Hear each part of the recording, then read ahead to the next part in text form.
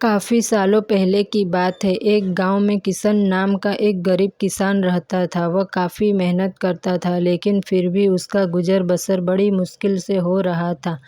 वो गांव के एक जमींदार के खेत पर काम करके किसी तरह अपना घर चला रहा था। एक वक्त था जब किशन की हालत ऐसी नहीं थी। पहले किशन के भी खेत थे, लेकिन उसके पिता के बीमार होने के कारण उसे अपने सारे खेत बेचने पड़े। मजदूरी में मिलने वाले पैसों से पिता का इलाज कराना और घर का खर्च चलाना मुश्किल हो रहा था। उसका हर दिन इसी सोच में गुजर जाता कि कैसे घर की स्थिति को बेहतर किया जाए। एक दिन सुबह ऐसे ही सोचते सोचते वो जमींदार के खेत पर काम कर रहा था कि अचानक खुदाई करते करते उसकी कुदाल किसी धातु से टकराई और तेज आवाज हुई। किशन ने सोचा कि आखिर ऐसा क्या है यहाँ, जरा देखा जाए। उसने उस हिस्से को खोदना शुरू किया तो देखा एक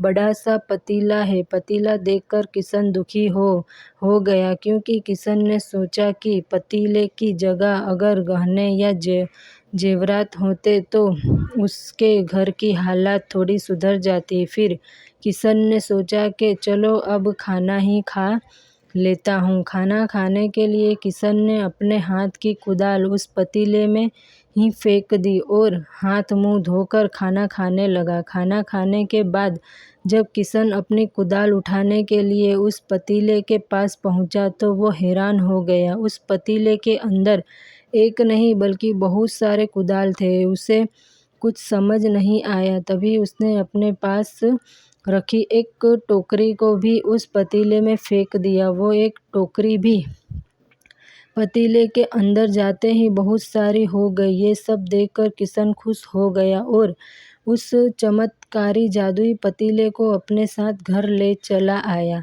अब वो रोज उस चमत्कारी पतीले में अपने कुछ औजार डालता और जब वो ज़्यादा हो जाते तब उन्हें बाजार जाकर बेच आता। ऐसा करते करते किशन ने काफ़ी पैसे कमाए और उसके घर की हालत सुधरने लगी। उसने अपने पिता का इलाज भी करवा लिया। एक दिन किशन ने कुछ गहने खरीदे और उन्हें भी पतीले में डाल दिया। वो गहने भी बहुत सारे बन गए। धीरे धीरे किशन काफ़ी धनवान होने लगा और उसने जमींदार के यहाँ मजदूरी करना भी छोड़ दिया था। किशन को इस तरह अमीर होते देख जमींदार मोहन को किशन पर शक हुआ और वो सीधे किशन के घर जा पहुंचा। वहां उसे जादुई पतीले के बारे में पता चला।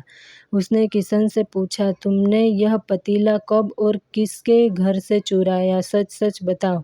किशन सहम गया और डरी हुई आवाज में बोला, ये चमत्कारी पतीला मुझे खेत में खुदाई के समय मिला था। मैंने किसी के घर चोरी नहीं की है। बस फिर क्या था खेत में खुदाई की बात सुनते ही जमींदार बोला, यह पतीला जब मेरे खेत से मिला तो यह मेरा हुआ। किशन ने जादुई पतीला ना लेकर जाने की बहुत मिन्नतें की, लेकिन जमींदार मोहन ने उसकी एक नहीं सुनी और वो जबरदस्ती अपने साथ वो जादुई पतीला ले कर चला गया। जमींदार ने भी किशन की ही तरह उसमें अलग अलग सामान डालकर उन्हें बढ़ाना शुरू किया। एक दिन जमींदार ने अपने घर में मौजूद सारे गहने एक करके उस पतीले में डाल दिया और रातों रात वो भी ज़्यादा धनवान हो गए। यूं अचानक एकदम से जमींदार के इतने अधिक अमीर होने की खबर नगर के राजा तक भी पहुंच गई। पता लगने पर राजा को भी जादुई पतीले की जानकारी मिली। राजा ने तुरंत अपने लोगों को भेजकर जमींदार के पास से वो चमत्कारी पतीला राजमहल में मंगवा लिया। उस जादुई पतीले के राजमहल में पहुंचते ही राजा ने अपने आसपास मौजूद तमाम कीमती सामान उसमें डालना शुरू कर दिया। सामान को बढ़ता देख राजा दंग रह गया। राजा ने सोचा कि देखने में तो ये पतीला बड़ा साधारण सा दिखता है, लेकिन इसके अंदर जरूर कुछ साधारण होगा।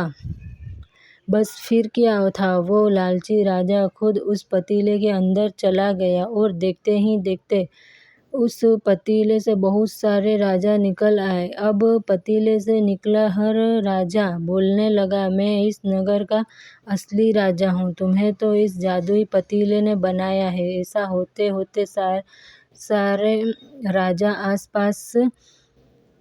आपस में ही लड़ने लगे और उनकी इस भयानक लड़ाई में सभी राजा लड़कर मर गए। इस लड़ाई के दौरान वो जादुई पतीला भी टूट गया। जादुई पतीला के कारण राजमहल में हुई इस लड़ाई के बारे में नगर में सबको पता चल गया। जैसे ही ये जानकारी मजदूर किसान और जमींदार को मिली तो उन्होंने राहत की सांस लेकर सोचा कि अच्छा हुआ कि हमने उस जादुई पतीले का इस्तेमाल सही तरीके से किया। उस राजा ने अपनी मूर्खता के कारण अपनी जान ही खो दी।